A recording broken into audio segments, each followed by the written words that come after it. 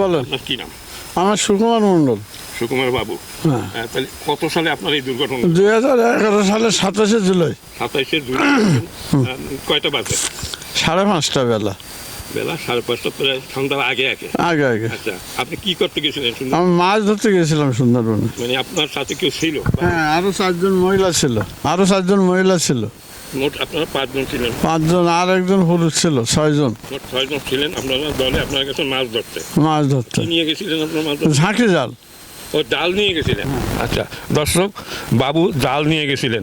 এই যে এই খাল থেকে গেছিলেন? এই যে এই খাল থেকে ডাইনি যে নদীটা দেখা যাচ্ছে, খালটা দেখা যাচ্ছে, এই খালের ভিতরে। আচ্ছা, এই খাল থেকে নৌকো নিয়ে আপনারা চলে গেছেন। আর বাড়ি তো আপনার এই। হ্যাঁ হ্যাঁ। আচ্ছা, তারিখটাও আপনার মনে আছে? মনে আছে, মনে আছে। আচ্ছা, আপনারা যখন জাল দিয়ে মাছ ধরতেছেন, এর ভিতরে বাঘ তো আসতেছে, আপনার টের পান না কেউ? হ্যাঁ, টের পাইছিলাম।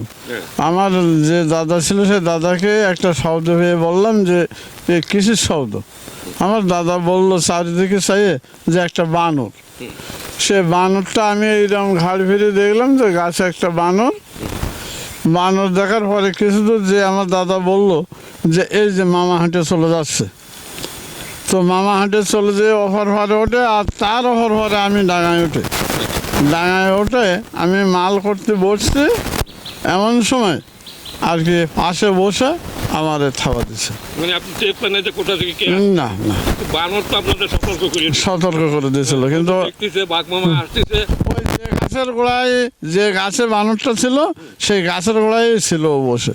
আচ্ছা, তাহলে ওখান থেকে কিচির মিচির করে বলছে যে সাবধান হও, কিন্তু আপনারা বুঝতে পারেন না যে এই কি বলছিস? না, আমরা বুঝতে পারিনি। তাহলে বানর মানে যারা বিপদে পড়ে, বানর মানুষকে সাহায্য করে যে তোমরা সাবধান হও, কিন্তু মানুষ আমরা ওদের ভাষা বুঝি না।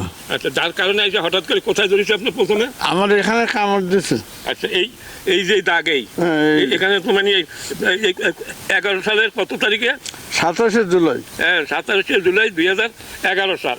এইখান থেকে ধরেছে। এই যে কান বের যে খুলিটা এই কাঁধে ছিল, এটা আলু ফেলেছিল। হ্যাঁ, তারপরে এই বুকে ছাপা দেয়। হ্যাঁ, এই যে 4.5 ইঞ্চি ডিপ হয়। আচ্ছা, আর তারপরে পিঠে আছে আরেকটা দাগ। পিঠে আরেকটা দাগ আছে, দেখেছেন? এই যে এটা দেখা যাচ্ছে দর্শক। হ্যাঁ। আচ্ছা, এখন মোটামুটি তারপর আপনাকে যখন ধরছে, আপনার সাথে তো আর 5 জন ছিল, তারা কি করলো? তারা আর কি একজন আমার সঙ্গে ডাঙায় উঠেছে, মানে জঙ্গলে উঠেছিল, আর সবাই খালে ছিল। আচ্ছা, এখন একটা মহিলা যেয়ে ওই বাঘের গায়ে একটা বাড়ি দিছে, বাঘ আমাকে ছেড়ে দিয়ে চলে গেছে। বাড়ি দিল কি দিয়া? না, একটা লাঠি, চিকন লাঠি আমার হাতে ছিল, যে লাঠিটা। আচ্ছা, আপনার 2 জন তো দস্তি করতেছিলেন। এই দস্তি আর কি। ও এমন একটা কায়দায় আমার ধরেছে যে আমার ওঠার কায়দা নেই। এমত অবস্থায় এটা বলতে পারেন মিরাক্কেল কিংবা আশ্চর্য ঘটনা, ঈশ্বরের লীলা, তাছাড়া আর কিছু না। আমার যে বাঘে ধরেছিল, সে বাঘ একটা মহিলা, কেন আমরা 6 জনও যদি তার সামনে যেতাম, কিছুই না। বিশাল বাঘ, মানে 14 হাত লম্বা শুনেছি। এইটাই। হ্যাঁ। আচ্ছা, তাহলে আপনি যে মোটামুটি ওখানে দস্তি করার মানে সুযোগ আপনি পান নাই? না, আপনি চুপ করে রয়েছেন। আমি চুপ করে বসে আছি। চিল্লাপাল্লাও করেন না? না, মানে হুঁশ নাই যে আপনি চিল্লাপাল্লা? হ্যাঁ, হুঁশ ছিল, আমার জ্ঞান ছিল, কিন্তু আমার নড়ার ক্ষমতা ছিল না। মানে ও আমার পিঠে একটা পা দিয়ে আটকে রেখেছে, আর একটা পা আমার বুকি বসিয়ে দিয়েছে, আর গাল দিয়ে এখানে কামড় দিয়ে ধরে রাখছে। মানে কতক্ষণ এইরকম চলছিল? 3 মিনিট। 3 মিনিট মানে এইরকম ঘটনা চলছে। 3 মিনিট পর ওই মহিলা এসে আর বাদ বাকি সব পানির ভিতরে নামিছে, যাতে। আর ওই পুরুষজন কি করলো? পুরুষজন আর কি, সেটা বলতে গেলে হাসি লাগে, সেইতে আমার চেয়ে দুর্বল হয়ে সেজলেস হয়ে গেছিল। হ্যাঁ, সেজলেস হয়ে গেছে, পড়ে রয়েছে পাশে। হ্যাঁ, কি নাম ওনার? দুর্গাভদ্র রপ্তান। আচ্ছা, উনি ব্যবসায়ী পাশেই পড়েছিল, ওনাকে আর কিছু করে নাই। টার্গেট তো আপনার উপরই। আচ্ছা, ওই মহিলা আপনার জীবন রক্ষা করছে? মহিলা আছে? হ্যাঁ, জীবিত আছে। আচ্ছা, তাহলে তো মহিলাই তো আপনার মানে জীবন রক্ষাকারী ঈশ্বর। ওসিলাই উনি না, ঈশ্বর তো নিজে নামে করে না, মানে করায় মানুষের দ্বারা সব কিছু করায়। হ্যাঁ, ঠিক আছে দাদা, এই যে আপনার জীবনে এত বড় একটা ঘটনা ঘটলো, আপনি মৃত্যুর হাত থেকে বেঁচে আসছেন, তাই না? তারপর আপনাকে কি করলো লোকজন, মানে ওরা হাসপাতাল নিয়ে গেল? আমার ওইখান থেকে গাজী ভিসি নিয়ে গেল, এই যে আমাদের এখানে শুনেছেন গাজী ফিশ কালচার লিস্ট, শুনেছি। গাজী ফিশে নিয়ে যাওয়ার পরে ওইখান থেকে নিয়ে গেল চালনা সার্জিক্যাল থেকে ওখান থেকে খুলনা 250 বেড, আচ্ছা 250 বেড থেকে রাত 3:30টায় নিয়ে গেল সার্জিক্যাল মিজানুর রহমানের ওখানে। আচ্ছা, ওখানে যেয়ে আমার ব্যান্ডেজ করা হয়। মানে এর ভিতরে আপনি কিছু টের পাইছেন যে আপনাকে টানা ফাঁসা হচ্ছে? হ্যাঁ হ্যাঁ হ্যাঁ, আমার জ্ঞান ছিল। হ্যাঁ আমার জ্ঞান ছিল এবং হুঁশ ছিল, আমি সেনেলেস হয়নি। এটা ঈশ্বরের কৃপা, আপনাদের আশীর্বাদ, এই ছাড়া আর কিছু না। আমার যন্ত্রণা মানে যেমন হ্যাঁ, চালনা যেয়ে একটা ব্যান্ডেজ করেছিল আর রাবিহুর ইঞ্জেকশন দিয়েছিল, আর ওখান থেকে রক্ত দেওয়া শুরু হয়েছিল।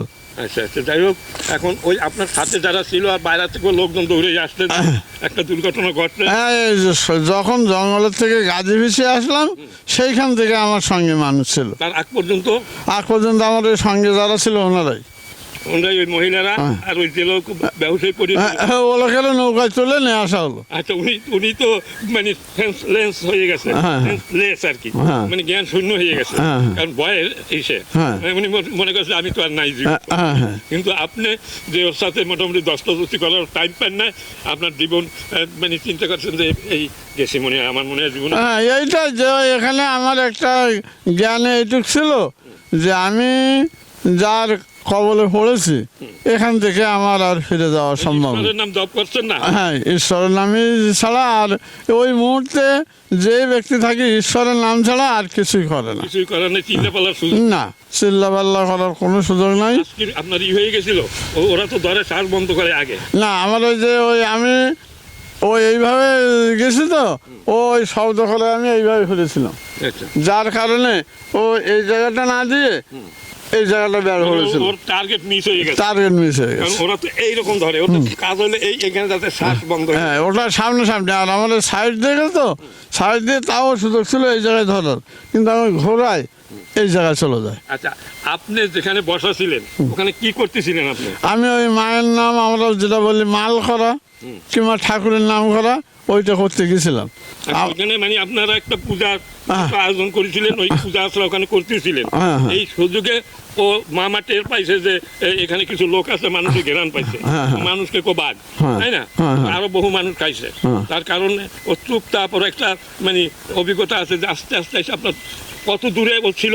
আমার একদম কাছে, কিন্তু কেউ টের পায় না। 30 ইঞ্চি চুপ করে বসে আছে, 30 ইঞ্চি দূরে, 30 ইঞ্চি দূরে, মাত্র 30 ইঞ্চি।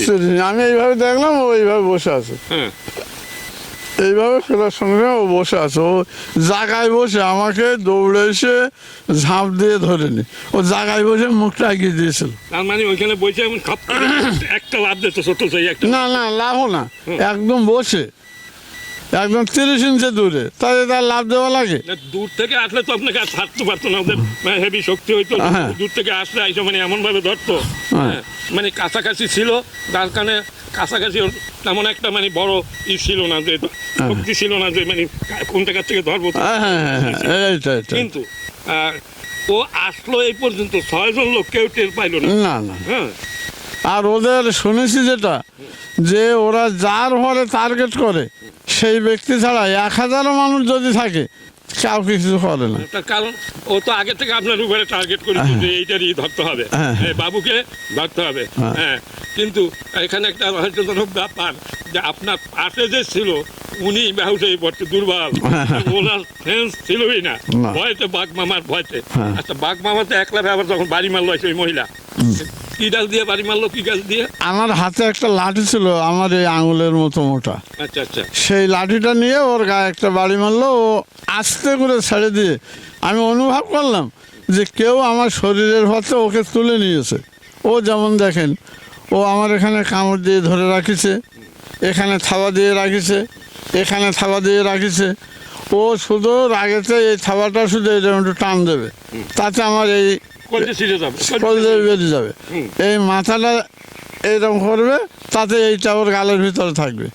তা না করে আস্তে করে ছাড়িয়ে দিয়ে আমি মনে করলাম যে কেউ আমার শরীরের উপর থেকে ওরে তুলে নিয়ে চলে গেছে। ঈশ্বর এই জীবন রক্ষাকারী উচিলা ওই মহিলা। আর আপনারা যখন সুন্দরবনে যান, এত রিস্ক আপনারা আগে থেকে জানেন না যে এরকম ওখানে দুর্ঘটনা ঘটতে পারে? না, এটা তো সবার জানা থাকে যে কোন সময় কোন মুহূর্তে দুর্ঘটনা ঘটতে পারে। এইটা দুর্ঘটনা ঘটতে পারে এইটা জানা হয়, কিন্তু ওইভাবে যদি সবসময় চিন্তাযুক্ত এবং রেডি হয়ে থাকা হয় তাহলে তো মাছ ধরা যায় না। না না, আপনারা তো যখন কাজ করেন তখন তো হুঁশ লাগে না, কিন্তু কিছু তো একটা নিয়ে যাইতে হয় যে যদি হঠাৎ মামারা যদি না, যেমন ওই আমি তো একজন বাওয়ালি, আমি মায়ের নাম জানি, তা ওইটাই আমাদের সম্বল যে আমরা মায়ের নাম করে জঙ্গলে উঠি, সারাদিন চলবে। তার মানে এখন আমি যে জিনিসটা বুঝতেছি, আপনারা যারা বাওয়ালি তাদের সম্পর্কে আমি কিছু বলি, যে বাওয়ালিরা জানে যে এই এরিয়ার ভিতর বাঘ নেই, হ্যাঁ, যার কারণে ওনারা বুক খুলে ওই এলাকায় চলে, কিন্তু যদি জানতে পারে যে এই এরিয়ার ভিতরে বাঘ আছে, বাওয়ালিরা ওখানে যায় না। এই যে না না না, ওখানে বাওয়ালিরা বাঘ আছে যায় না বলা যাবে না, তাদের একটা বিশ্বাস আছে যে মা বনবিবির নাম করলে আমরা যেটা বলি একটা কিছু পাঠ করি কিংবা মন্ত্র পরিচালনা করি, এইটা মন্ত্র পরিচালনা এবং পাঠ করলে ওনারা থাকেন না।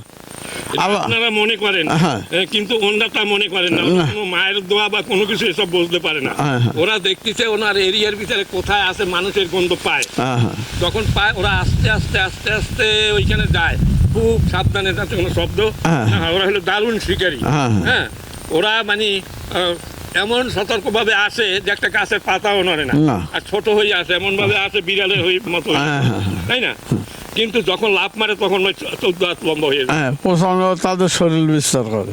আচ্ছা, যাই হোক, তাহলে এই যে আপনার জীবনের একটা উপর থেকে বিশাল একটা ঝড়, না এটাকে ঝড় বলবো না, যে আপনার জীবনের উপর থেকে মানে আপনার জীবন ওই দিনই শেষ, কিন্তু ঈশ্বর এখনো আপনাকে দুনিয়ায় ঘুরাচ্ছে, এটা বলতে হবে পূর্বজন্ম আমার পুনর্জন্ম আপনার। আচ্ছা, এখন তারপরে আপনি পুরো সুস্থ হইতে কত সময় লাগবে? এখানে একটা ঘটনা আছে, আর এখানে একটা খুব মজার কাহিনী। ডাক্তার মিজানুর রহমান বলেছিলেন যে 36 দিন আমার আইসিসিতে থাকা লাগবে, আমি 18 ঘন্টা ছিলাম। উনি বলেছিল যে বেড রেস্টে 6 মাস থাকা লাগবে, আমি 17 দিন ছিলাম। আচ্ছা, যাই হোক, এর ভিতরে আপনার মানে আপনি আপনার ওখানে 36 দিনের ভিতরে 18 দিনে মানে আপনি ক্লিয়ার বের হয়ে আসছেন। আচ্ছা আচ্ছা, এখন এখানে আমার একটা মজার কথা আছে, বলেন। যে ওই যে আপনি 18 দিন ছিলেন, যেখানে ছিলেন বাইরের তো কোনো হাওয়া আপনার ভিতরে যায় না, ওইখানে তো অক্সিজেন ওই এই আপনার। আচ্ছা, এই 18 দিনে কিছু টের পাইছেন আপনি? না, 18 দিনে বাইরের হাওয়া যায়নি, মানে হাসপাতালে তো ছিলাম না, ওখানে তো ওই আইসিসিতে 18 ঘন্টা ছিলাম। 18 ঘন্টা ছিলেন, ভিতরে তো অক্সিজেন দিয়ে ওই 18 ঘন্টা আপনাকে। না, অক্সিজেন বলতে ওই রুমটার ভিতরে এমনি অক্সিজেন, বাড়তি যে অক্সিজেন সিলিন্ডার আমাকে দেওয়া লাগেনি, ভিতরেই তো ওইটাই তো অক্সিজেন রাখে। হ্যাঁ, আচ্ছা, যাই হোক, ওখানে আপনার জ্ঞান ছিল ওখানেও? সব সময় আমার ঈশ্বরের কৃপায় আমাকে 4 ঘন্টা 35 মিনিট অপারেশন করেছে, হ্যাঁ, 12ই জুলাই।